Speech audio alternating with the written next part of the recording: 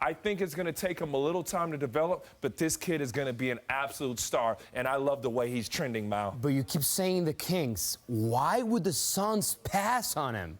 Why would you want to know why the Suns are going to pass him? I do want to know why. Are you going to know why? Well, my job here is to ask you questions, and I'm asking you why. ¿Por qué? Listen, Mal.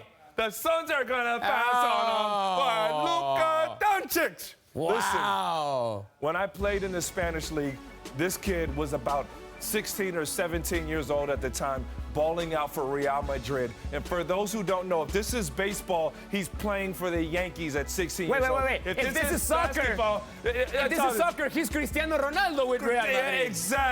Exactly. So this Luka Doncic, as I watch him, he's 6'8", 6'9". He can shoot the ball. He's a guy out of this entire draft that understands angles, and he's a guy also that can play the point guard position in a positionless basketball game and play on the ball, off the ball. You can put this guy anywhere on the floor. He's going to be successful. I love him. He won everything.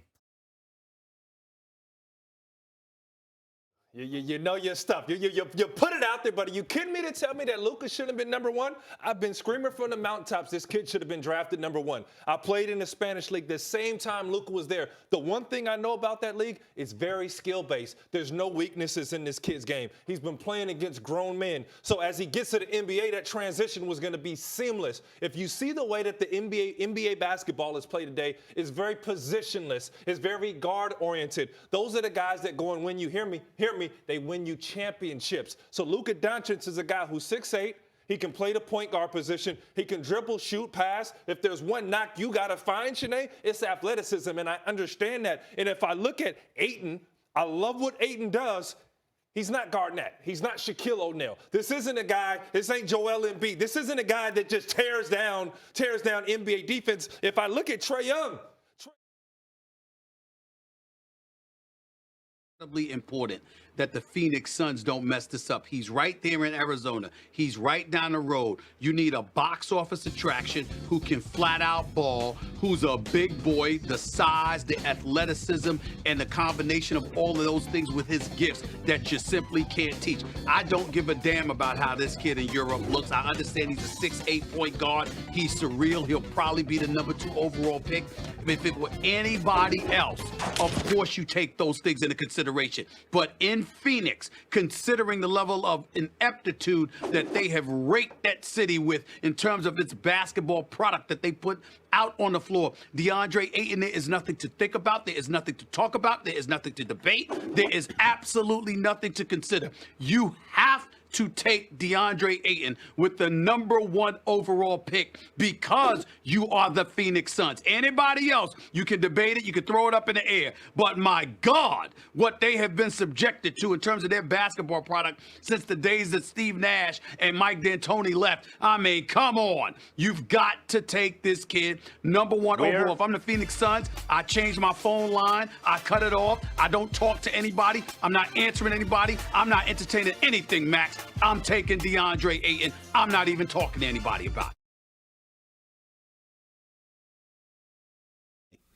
it. Want to see the Rookie of the Year? It ain't DeAndre Ayton in Phoenix, regardless of what happened when he dropped 23 and 18 last night in Boston. It's this kid, Luka Doncic. That's who it is. The Rookie of the Year to be. This kid is special. This kid is sensational. He really, really is. Just 19 years of age. First they found Dirk Nowitzki 20 years ago, and now they found this kid. This kid is special. Office appeal you think he may have, none of those things in the end matter. The only thing that matters is getting the best player. And while once upon a time I was convinced that was clearly DeAndre Ayton, I am no longer convinced because of his performance in the tournament. Maybe I'm being a prisoner of the moment, but I saw things Stephen A. He's more athletic than Okafor. But like Okafor, may not be as ideally suited to the modern game, or the postmodern game, if you want to call it that, than some of the other guys in this draft. And I'm not talking about Doncic, who apparently doesn't react well to pressure on the ball. No, not great if he's going to be a primary ball handler. No, I'm not talking about either one of those guys. I look at guys like Jaren Jackson and Wendell Carter, and I see guys there that are more like the best players that have come out of the draft recently. You think about Jason Tatum, or even watching the Celtics, think about Al Horford. I see guys who can switch on screens, who play consistent and excellent, like ubiquitous defense. They're everywhere all the time. Long athletes. I see guys with, at least in Wendell Carter's case, some offensive polish too. And in both cases, real offensive upside. I see much more of the kind of modern kind of star than I do in either Ayton or Doncic, to tell you the truth. Though I haven't seen much of Doncic other than the video that, that we've all seen. The point is that I think when you have the number 1 overall pick in the draft, it can hurt judgment at times because you think, okay, I got the number 1 overall pick. Like, how often do you get this? Unless you're the Cleveland Cavaliers without LeBron. I better hit a home run with this pick. But sometimes there is no, home run or grand slam in the draft. Sometimes the best available pick, even at number 1, is just a good double off the wall that scores 2 runs. If you consider Jason Tatum that or someone like that. And I think Wendell Carter Jr. and Jaren Jackson Jr.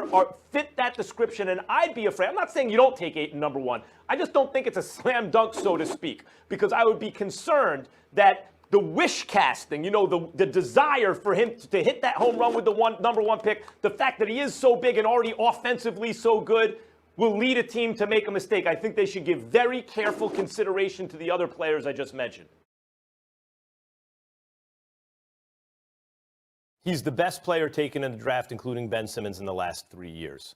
He's a franchise player. He reminds me of the way Tobias Harris is fitting on the Sixers and the way Boogie is fitting on the Warriors. It's like, boy, that's the best version of what that could have been. Yeah. All the hype about Luka, he's the best version of what you could have hoped for. He's a franchise player. I love watching him play, too. No doubt, no hesitation, take Luka Doncic with the number 1 overall pick. Luka Doncic is the guard wing 2-3 from Real Madrid and Barcelona. He's 18, 19 years old. He's spent the last 3 or 4 years since he's 16 playing professional basketball against men. Much higher level than NCAA. And as I saw Bill Simmons tweet out, much higher level than watching 7-foot prospects shoot against 5'9" trainers standing still. Because that's what we get against most of these NBA prospects. We get things like Yi Jinling. Probably younger. So taking their rookie seasons alone as evidence, you might have an argument between Blake Griffin and Luka Doncic, but I don't think that's how we can judge who is the best rookie since LeBron James. I think that's part of it. I think the other part is, where do you feel like the arrow is pointing for this particular player? And I think with Luka, to all the reasons that Ryan laid out, the arrow is going so high up. It doesn't feel like the thing everybody said about him when he came out, that he's already at his ceiling. Blake suffered not just from having one of his best seasons of his career, his rookie year. The league changed out from under Blake as it was happening. The league moved out to the three-point arc. The league became big men need to be able to stretch the floor. Right after, the Golden State Warriors happened right after Blake did this as a rookie. Luka feels like he's ahead of where the NBA is going. Like how Ryan laid it out. He's versatile. He's big. He can run an offense. I've never seen the kind of vision he has. I mean, you've seen it. LeBron obviously had it as well. But his brain seems to be on a 3-second fast-forward loop of everybody else. He knows the right play to make. And I think this is the most important part. And again, I think you said a lot of these things, Ryan. He has that special thing, man. He's clutch. Before they started tanking, he was up towards the top of the league in clutch shooting to win a game in the last 5 minutes. And he's got a special move. That step-back three, I mean, as a rookie, he's already got the things that we go, wow, James Harden has that.